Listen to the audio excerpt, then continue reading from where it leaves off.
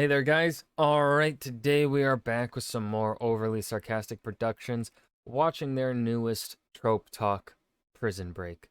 Before we dive in, make sure you go and check out the links in the description box below. I would love if you joined the Discord and followed me over at Twitch. Now, I'm curious how Red is going to approach this one. I know Avatar The Last Airbender's Prison Break from the Fire Island is going to be there. Like, didn't they have two prison breaks? I think the show had two. They had one like around the time I think when we first meet Suki. No. It's when they're rescuing Sokka and Katara's dad? Right? Is that it? They rescue him, and that's like season 1 or something. And then season 3 is the other prison break, the more popular one where Ty Lee and May betray Azula when Sokka and Zuko get their best buddy time. That one, I love that one. That one's a great episode. Anyways, Prison Break in terms of novel writing, I can't really think of one. At least not in the sense of like, well, I kind of have a Prison Break in the book that I'm currently querying, but it's not really. It's kind of happens towards the end, so I can't speak too much on it because it would be spoilers. So I kind of have one. I don't know if I would necessarily define it as a prison. You know what? Actually, I think it would count as a prison break. It doesn't turn into a prison riot though. It's just a one man thing. But yeah. Um, I can't really think of any good novel examples of a prison break. Um, Jamie Lannister doesn't escape from Robb Stark's prison. From Robb Stark's, he's let out by Catelyn and escorted by uh, Brienne, Tarth. Um, so yeah, I can't think of a prison break from. Does the Poppy War have a prison break? No, the Poppy War does have a prison break. Never mind. Yeah, that happens in. I think that happens in book 2. That one was. That one was. That one was pretty good. Wasn't my favorite. But just because like there's a lot else going on, like, but it worked. It worked. It served its purpose. Are there any others? I don't think there are any others. I think Poppy War's the only one that has what I would call a prison break in it. Anyways, that's 3 minutes of pointless rambling. Let's dive in. This episode is sponsored by World Anvil. Thanks for smuggling the ad copy in inside this cake. If you were to analyze literature from the absolute most broad strokes perspective possible, you might quickly come to the conclusion that most stories are about people who don't want to be wherever they currently are. Whether that's a vague existential malaise, or a highly specific antagonistic threat, or a general I want song, or a hero's journey hitting the consequences for their refusal of the call and getting their home village burned down, most characters get their plot kicked off by wanting to be somewhere that isn't where they are right now. In the rare stories where this isn't the case, the hero tends to be uprooted anyway, and then spends the rest of the story wanting to go back to where they started, which conveniently loops right back into not wanting to be where they are right now. Now, this school of broad-scale analysis is fun, reductive, and typically pointless, but today it's going to help us highlight a fun space of stories that are basically this principle boiled down into its purest form. When you want to explore how a character handles being stuck somewhere they really, really don't want to be right now, you might want to put them in a prison break plot. In fiction, prisons most commonly appear as locations where villains are non-lethally disposed of and/or break out of to become problems. Their security and impenetrability is commonly bragged of, but usually quickly disproven when the bad guys break out easily. And that's one thing I don't like about prison breaks. Now I liked how it was handled in Spider-Man 2018, the video game. That prison break, right, kind of proved the prison works. It works very well until a certain set of very specific circumstances pretty much had, like, an exceptionally smart villain had to happen in order for the prison break to succeed, right? So I thought, and even then, the Peter gets there, and they don't, and the police force of the city, they almost get their shit handled.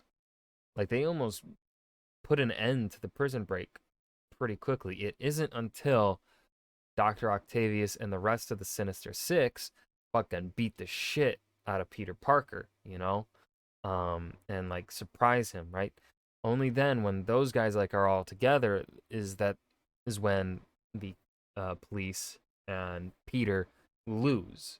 Is when the very specific set of things happen for them, you know, for the villains to succeed, right?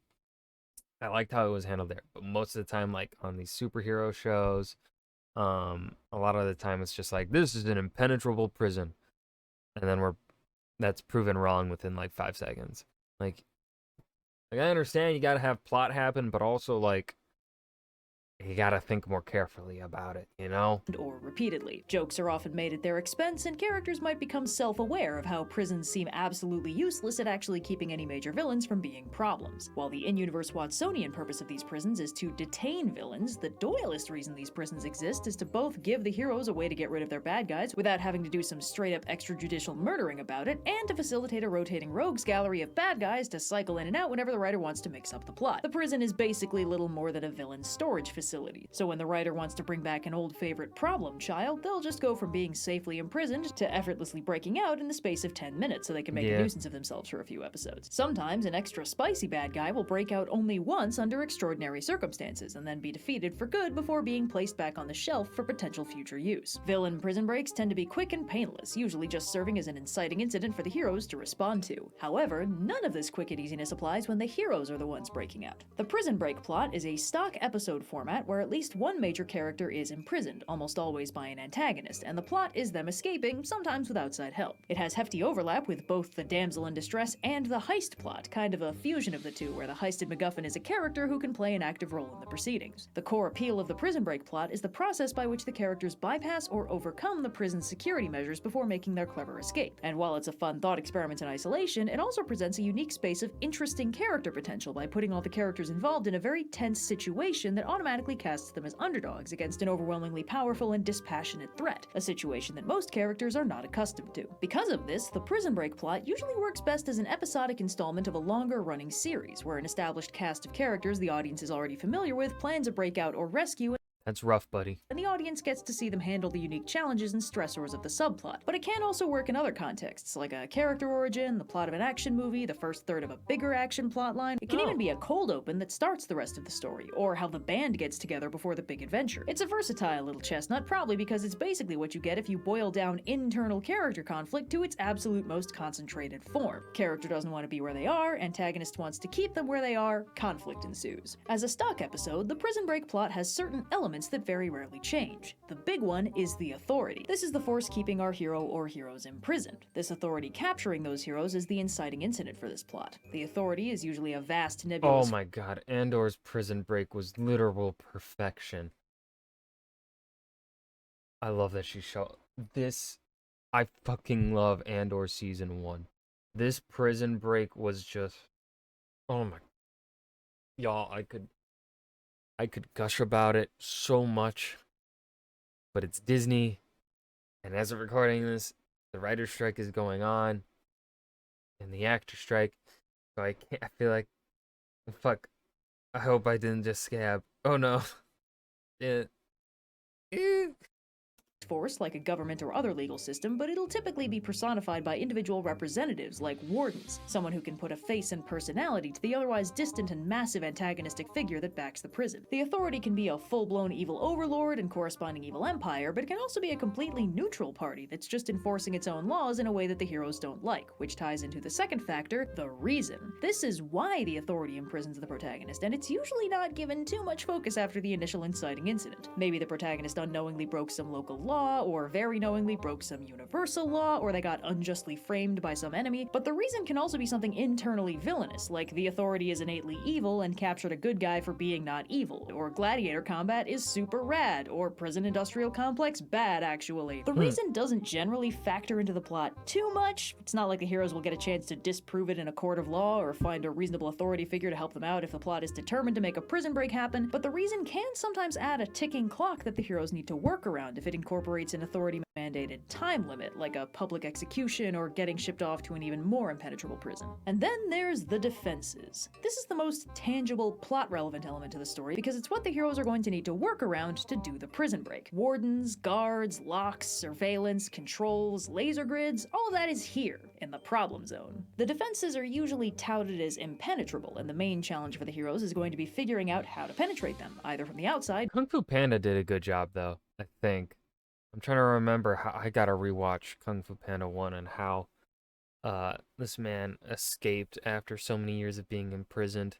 I can't remember if an outside force helped him or To not. break in, or with a bit more difficulty, just from the inside to break out. The defenses are usually where the writer's creativity shines, because they're basically the practical antagonist of the story, and they're what makes the prison interesting. Prisons in these stories usually have at least one fantastical gimmick to make it more unique than big locked door. How will your heroes escape if the prison is housed in an active volcano, or the middle of the ocean, or floating in space? What if there are electric floors, or they have to do gladiatorial combat, or it's the entire island of Manhattan? The more buck-wild the prison, the more fun it can be to figure out how to break it. It's why escape rooms aren't just featureless boxes with number puzzles and combination locks. The gimmicks are what make it fun. There are a couple other elements of the story that are optional depending on the format. One of those is the friends on the outside, any allies that the imprisoned character might have coming to their rescue. This is pretty common, but it's not universal, since some breaks are completely internal with no cavalry on the way, and it can be pretty dramatic, albeit very difficult, to have a character figure out how to break themselves out all on their own when the prison is specifically designed to make that impossible. But in cases where friends on the outside are coming to help, they often end up meeting the imprisoned character halfway, running into them breaking out while they're breaking in. And the other optional element is the friend on the inside, a fellow prisoner who helps out the imprisoned protagonist, usually physically defending them and or teaching them how things work on the inside and any other helpful mentor tidbits they might know. In stories where the prison has a notably complicated gimmick, it's very helpful to have one of these guys around to get the characters and audience up to speed on what exactly is going on. The friend on the inside is usually either a big guy or a wise old mentor, and both of these stock characters have remarkably high fatality rates, so the friend on the inside stands a pretty good chance of dying on the way out, which is tragic and poignant and stuff, and also saves the writer the trouble of figuring out what else to do with them, which is convenient. Now, like all heist-adjacent plots, the prison break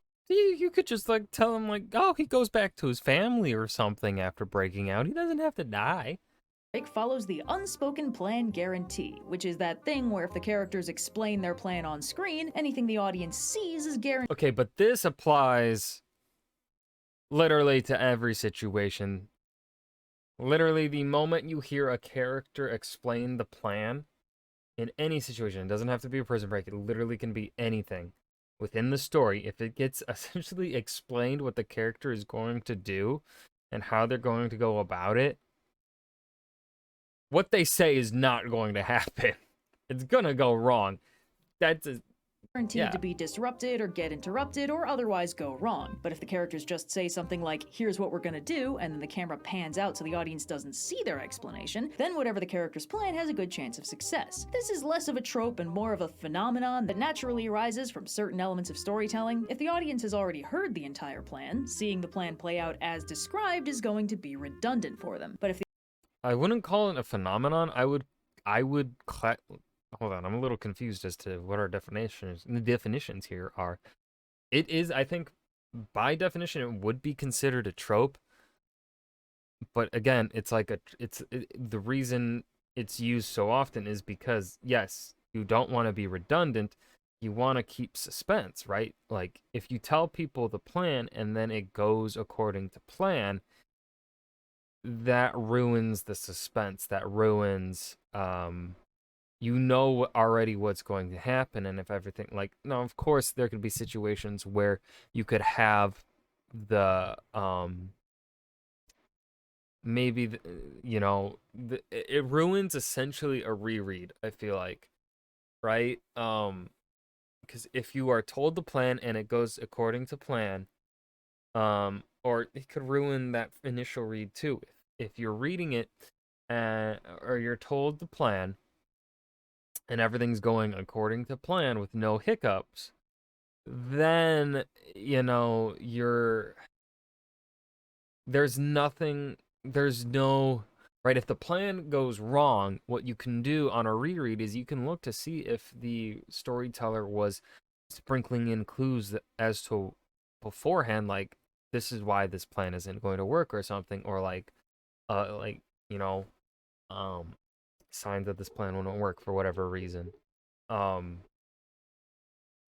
my dog is barking. Let's see if he stops. Okay. um if you don't tell the right, it's all about that suspense and not knowing what's going to, like, you want to be able to predict what's going to come next, right? That is a very satisfying thing to do and get correct. But you don't want to essentially have it guaranteed. If you know what the plan is and the story is essentially like the plan's going to work, there's no excitement there. There's also no point in wasting the paper in showing like the plan worked. There's nothing thrilling about it, right? And there's just nothing there. It's just bland. It's boring, right? No matter, I can't think of any other way to word it except for it's just boring. If you don't tell the plan, then the audience doesn't know what is supposed to go right until a character says, "Okay, that went right." Right? Um, and you don't tell them the plan in that situation because you don't, the audience then doesn't know what's going to happen, right? The audience doesn't know what's supposed to happen until a character says it. It's just, I think it's also one of that I would consider that a basic writing rule. But I would also consider it a trope. Um, and I think maybe if you're really talented or something, or maybe if it's the purpose of the story you're telling, you could maybe still come up with a way to subvert the whole, all right, I'm going to tell the audience the plan, and then that plan is going to happen. You can still, and it's not going to fail. You could probably, there's probably a way to pull it off, but it's just like the reason it's not done often, or stories that do that are talked about often, is because it's hard to do, to pull that off, I'd say. But yeah, the audience doesn't have all the information, seeing the plan play out can still be a excitingly little tense, since confused the on what audience Red's doesn't know which definition, parts are planned and distinction which ones between aren't. the Maybe the phenomenon, mastermind like getting captured. that. I would not call it a phenomenon. I would call that normal. Unless, Red, you're reading stories that don't, like every single story I read, if the plan is laid out, the plan fails. If the plan is not laid out, the plan succeeds. So I don't know what stories you're reading, Red, but that's the normalcy. That's normal. I wouldn't classify it as a phenomenon. Captured is the plan going wrong, or maybe it was the plan all along. Maybe one of the characters has gone rogue and sold out the team, or maybe they've coordinated it to look like that so they earn the villain's trust. As long as the audience doesn't know the plan, anything could be the plan. So when a prison break plot is happening, the less the audience knows about the plan, the better chance it has of succeeding. And in contrast, if we get the full rundown of everything there is to know about the prison and exactly how they're going to break in and out, it's pretty much guaranteed that nothing is going to go how it's laid out on paper. Guards will change up their patrol routes, or an unexpected mini-boss will turn up, or it'll turn out that the bad guy knew about the plan all along and took steps to specifically thwart it. Whatever the specifics, if we know the plan is not going to work. It's just a fun quirk of the medium. There are a few common... Oh wait, I just realized I was mixing up my Avatar: The Last Airbender. The first prison break is Zuko breaking out Aang, right? Because Aang was trying to get the frogs or whatever for Sokka and Katara, right? That's technically the first prison break. There are actually a few prison breaks now that I think about it. And then the prison break where May and Ty Lee betray Azula is the one where they are trying to get their father out after the failure of the Day of Black Sun invasion.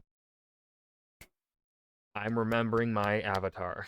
bonus tropes that sometimes get worked into this plot to make things interesting. Most common is the captured on purpose plan. The easiest way to break in, to break somebody out, is to just get the bad guys to do most of the hard work of getting them in the first place. So someone gets captured on purpose, usually with a connection to the outside or a friend disguised as a guard that the bad guys don't know about, or some other leg up they can arrange by controlling the circumstances under which they're captured. Villains really like doing this one, but when a bad guy does it, they can get away with having the most absolutely ridiculous contingencies, like somehow having redirected an entire train, or orchestrating it so something blows up at exactly the right time when they had no way of knowing where they would be and when. But that sort of diabolus ex machina privilege is reserved for the bad guys only, and the good guys are lucky if they can get away with a single friend dressed as a guard who doesn't screw up the secret password and get captured immediately. But sometimes the rescue mission goes awry when it turns out the imprisoned character is not just captured. Turns out some other horrible thing has happened to them, like maybe they've been brainwashed or unethically experimented on, or they've even turned to the dark side of their own free will. To preserve the twist, the imprisoned character is usually not shown during the key parts of the story, which can make this closer to a typical damsel rescue than a proper prison break. For extra angst, sometimes this happens to them because they helped with a different prison escape, and whoever they helped is trying to return the favor, only to find that their rescuer is in even worse straits than before. In the more tragic cases, this can make the whole scenario a shaggy dog story where everything they did was pointless, but in most cases it just adds an extra layer of spice and character drama to the rescue. And the grandest scale variant is probably I Said I Break the Prison, where the heroes don't just escape, they prompt a massive prison break where the entire facility is emptied. This basically only happens in cases where the antagonistic force is a cartoonish. I hope this isn't scabbing. I really fucking hope it's.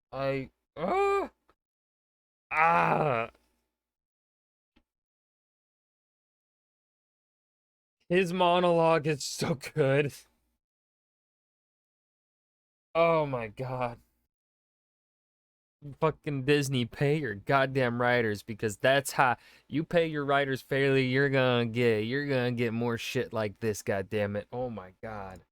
Evil empire, or the prison is otherwise completely unambiguously awful and there are absolutely no complexities to the conflict, but you do sometimes get cases where the heroes don't break it completely, but they do some kind of prison reform once they get out, like making sure the one nasty warden's awfulness is exposed and the good people trying to run an ethical prison get put in charge. Your mileage may vary on how convincing you find that one. The prison break plot has a lot of moving parts that make it complicated. At the heart of it is the prison itself, which is functionally the antagonist of the entire plot, a hostile location that automatically places the protagonists in the role of underdog. The design of the prison is an opportunity for the writers to get really creative, so while some of them are pretty basic dungeons, some of them get really convoluted and present even more interesting challenges for the characters to solve. This trope really only has two things it's notably good at: an intriguing escape room puzzle box for the setting, and the character writing that this specific kind of stressful situation can facilitate. The imprisoned character or characters are stuck in a tense, arguably hopeless situation with very little control, which is a context that tends to reveal parts of a character that might not otherwise see the light of day. Stress and pressure and desperation can expose a lot of interesting complexities under the surface, and it's always fun to explore how a familiar character handles a new and unfamiliar situation. As a side effect of the odds being completely stacked against them, characters in this plotline might be driven to temporarily team up with characters they were previously at odds with, maybe even characters that are responsible for them being imprisoned in the first place, or vice versa, which can even kick off a full-on redemption arc if the team-up goes notably well. And the process of breaking the prison requires that the characters be clever, coordinated, sneaky, and subtle, which in more action-heavy stories can be a rare treat, and it's always fun to follow along with characters that are being smart, even if it can take a lot of work to write convincingly. The main difficulty with these stories is actually a little bit hard to spot. The thing is, prison break stories are usually good at least one of the two main factors of the story: the clever escape or the fun character moments. And if it's notably good at one of those things, it can get a little hand-wavy with the other. A prison break plot that gets really deep into exploring how the characters handle the imprisonment, the breakout, or the rescue can be fun to watch even if the prison is just a garden variety dungeon with a locked door, and the actual breakout process is just a matter of knocking out guards and picking locks. And a really complicated prison with a ton of impenetrable defenses and wacky gimmicks can make for a very fun escape plot, even if the actual characters are basically just puzzle-solving machines perfectly executing their clever escape. Sometimes a story nails both elements, and you get a really good prison break where the prison itself is interesting and the character arcs are fascinating to watch. But sometimes these stories get a little— He can't swim. Ah. Ah. Ah. It still hurts. little bit wobbly in places, and it usually happens for the same reason all clever plan plots get wobbly: the simple fact that figuring out a genius plan is a tall order for a writer to pull off. There's a rule of Yeah. thumb when writing mysteries that the writer always needs to know the solution before they start writing anything else, and it's not just so the whole thing actually makes sense and is fair to the audience, it's also just way easier for the writer to work backwards from the solution to construct the problem than it is to try and solve the problem. See this like this is so true. My dog is barking literally when I'm trying to say things. What the fuck? My dude, calm down. Um so for the I think I've said this before. I do not plot out my stories. However, when I say I don't plot out, that doesn't mean I don't see the ending. Nearly every story that I write, I the idea comes from the ending scene essentially, or a series of ending scenes. Like I get multiple in my mind. What was I saying? Where was I? I don't think of sometimes I also a story comes from the starting scene. Like I'll get an idea of like, ooh, here's a good starting scene. But a lot of the time, um by the time I start by pretty much, if I don't have it by the time I've finished the first chapter, um, or if I don't have it before, by the time I finish the first page, I will know what the ending scene is by the end of by the end of writing the first chapter. So essentially, I know where the story is going. I definitely do not recommend going in completely blind and just going off of a starting scene. I definitely think you need to have in mind the where the characters are going to go. Um, for instance, the first book I wrote had the scene that came to mind when I was writing my first book over a year ago, almost 2 years now. The first scene to that one was a um, what for one of the characters was them being involved in a tournament that results uncovers a sort of deeper plot. I still want to use that at some point um, for a later story. It's just my writing was very like amateurish at the time, and I just don't like that. I don't know. I don't vibe with the way I wrote that story anymore. But essentially, like there's a tournament. It turns into it was an arranged marriage between two characters celebrating with a tournament. I'm just gonna talk over my dog. Um, and uh tournament turns into a deeper thing. Tournament turns in there's a betrayal. Kind of get almost a red wedding sort of thing happen. Some characters die that are important to one of the characters. Some characters die, blah blah. Of course, some characters die. Um, and essentially that climactic moment was what sparked the idea for that story. And then one of the other POVs, there is a confrontation in his arc where he learns of a betrayal by someone that was teaching him magic, the magic in the world. Um, and that one results in a really cool moment at the end as well.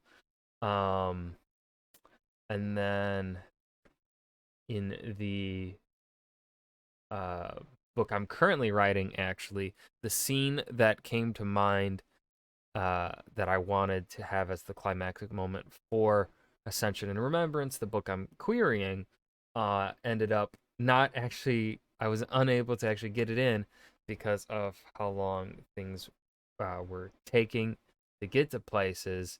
I realized, all right, we don't need that. That scene's going to be in the sequel to Ascension and Remembrance.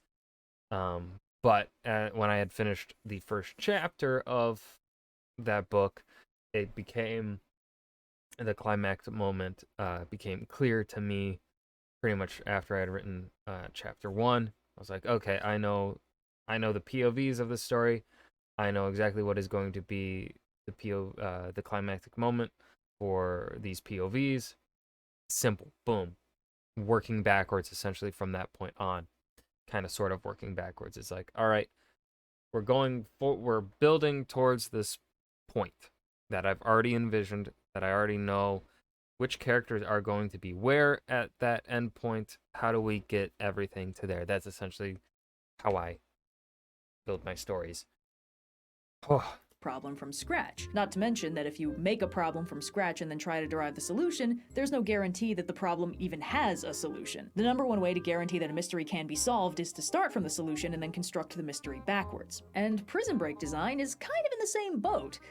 Except not really. You can start with the prison and all its wacky gimmicks and try to figure out how it can be escaped, which is a fun thought experiment that a lot of people have a lot of fun with, speculating over how different security measures could be bypassed. And because a prison is not a problem designed to have a solution, this makes a lot of sense. But a lot of the time, it's just easier to start with the solution and work backwards. If you want the heroes to escape through the air vents need to be imperfectly guarded. If you want them to short out the electrical system needs to be improperly insulated. If you want them to impersonate guards, the guards need to be bad enough at their jobs that they can ambush them and take their stuff. And while this makes for a cleaner, simpler solution, it undercuts the structure of the prison by building in a weakness for the characters to exploit. And the more obvious the solution, the less it makes sense that the prison design didn't account for it. Unlike mysteries, puzzles, and good escape room praxis, when writing a Prison Break plotline, so hopefully this isn't scabbing, and I'm just trying to praise the writers here. But again, Andor does this so fucking perfectly. Pay your fucking writers, dude. They're not asking for much. They just want a living wage, man. Why is that so much to fucking ask for? Like, geez, fucking Bob Iger, you fucking dickhead. You don't 75 grand a day, not including your fucking bonuses. Fucking, I'm gonna eat you. I'm gonna fucking, you know what? No, you probably taste nasty.